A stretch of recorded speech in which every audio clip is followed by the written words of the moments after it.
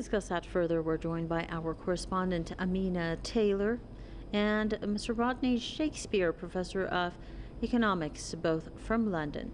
Let's begin with our correspondent. Amina, if you could give us the latest updates regarding this race for the Tory leadership. Well, as you mentioned there, the dark horse, and I have to be very careful in the context in which that comes across, because we're talking here about the final five. We have the lead contenders. Obviously, there are some among us who would think that Rishi Sunak's departure from the job as Chancellor of the Exchequer was one of the real reasons that domino effect began, with ministers jumping ship when they saw that the man who had perhaps quietly backed him, or at least not publicly slated him, had decided enough was enough. Penny Mordaunt, she's still in the race. Liz Truss, the former Foreign Secretary, well, she will be looking for the top job or hoping to remain in that post. Tom Tugendhat, and of course, the lady you mentioned there, Kemi Badenoch.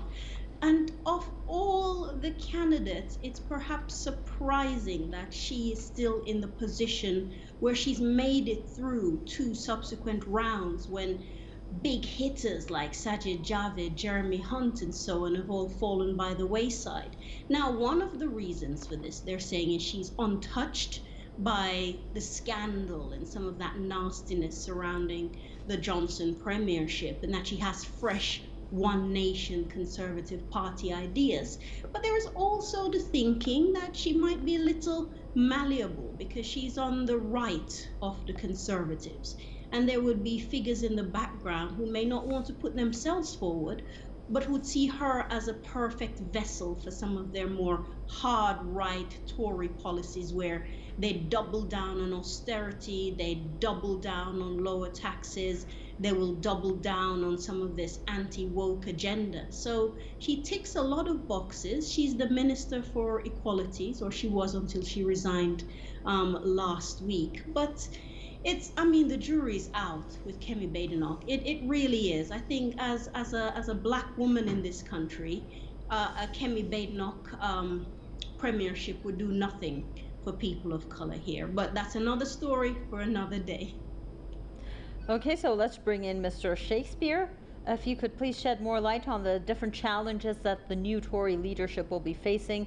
There are a lot of issues right now on the table. Most importantly, probably, is the cost of living crisis.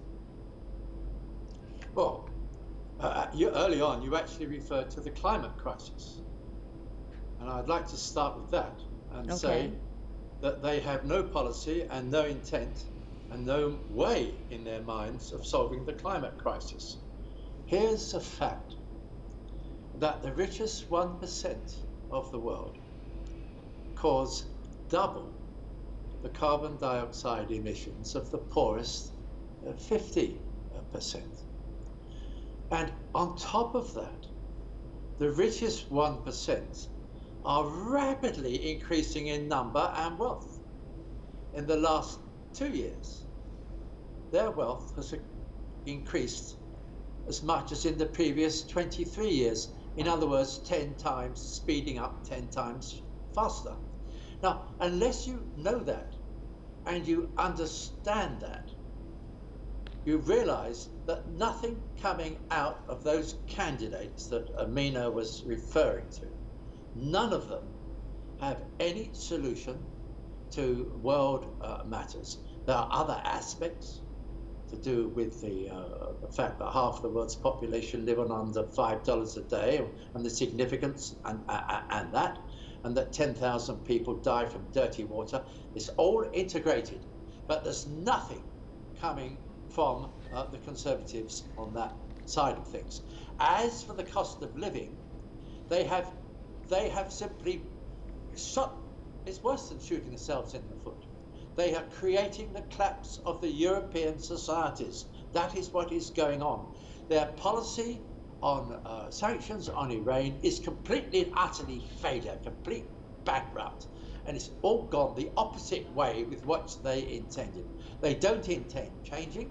So as far as I'm concerned, kick out all these candidates on the Conservative Party. And for that matter, I don't think there's anything much better in the other parties either. Either on inflation and certainly not on understanding the big issues as regards climate. Okay, so Amina, we just heard what Mr. Shakespeare said, and that is pretty much in line with the next question I was going to ask you. Do you see actually any difference in policies from these candidates that are now up for the leadership of the Tory leadership? Well, let's start a little bit with the climate policies that you mentioned earlier that precipitated this conversation.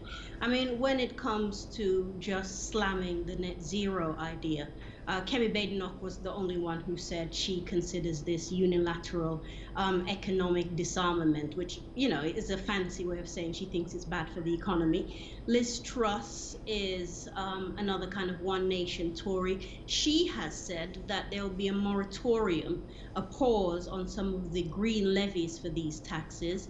It stands in line with her other economic policies, which is we don't really know what she stands for. We don't really know what she would think about some of the serious issues.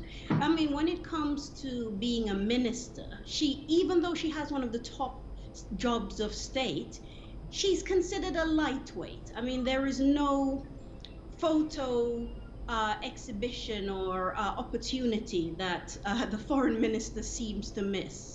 Any kind of comparisons with Margaret Thatcher are always welcomed in her corner. Penny Mordaunt, well, she's talked about trying to make things better for working people. And a lot of them are talking about this cost of living crisis and addressing the cost of living crisis and trying to do what they can for those who are in the most danger. Well, guys, you've been in power for 12 years. If you wanted to sort out the cost of living crisis, perhaps you should have had a word when your colleagues were busy causing it. So even Rishi Sunak, who has taken some of the responsibility as the man who set out the fiscal path since 2019, 2020, it's very difficult to see how he can separate any new ideas from some of the burden and responsibilities had at costing some of this. I mean, he tried to ride the wave of COVID a little bit here by reminding us that he was the man who did the furlough scheme and, he put money back in pockets when many were suffering. But he's also the guy who's clamping down and acted really, really slowly when it came to the very worst of the cost of living crisis. So they all have very large question marks on how they would do anything solid for the people. I think those who are already skeptical about Conservative Party politicians will see this lot as just more of the same, and it's a root and branch change that's needed. Kind of moving the deck chairs on the Titanic isn't going to solve this. Okay, we're running out of time, and it seems that Mr. Shakespeare wants to comment on that. So if you could wrap this up in about 2 minutes. Well, very quickly, there's the cost of living. And there's two things you can smash it down. Cut the price of oil. That means you deal with Iran and you deal with Venezuela. As for gas, Nord Stream 1 is shut. Nord Stream 2 is shut. You open those two pipelines and you're immediately going to, I don't know, half or more the cost of gas. And gas and oil go into the price of everything. And in the case of gas, it could destroy the whole of, for example, the German industrial economy. Those are two very clear things. They're not talking about that. They just let the price goes up and they don't care if the people suffer because they are playing a game which has nothing to do with the interests of the British people. They're playing a game in which they're trying to elevate Russia and then get on and do China. Nothing to do with the interests of the British people. So there I gave it to you. The gas pipelines, open them. Oil from Venezuela and oil from Iran. They'll make a hell of a difference to the price rise. Thank you very much, Rodney Shakespeare, Professor of Economics, and our very own Amina Taylor, both from London. Thank you very much for sharing your thoughts and views with us on this edition of the News Review. And thanks to all of our viewers for following this edition.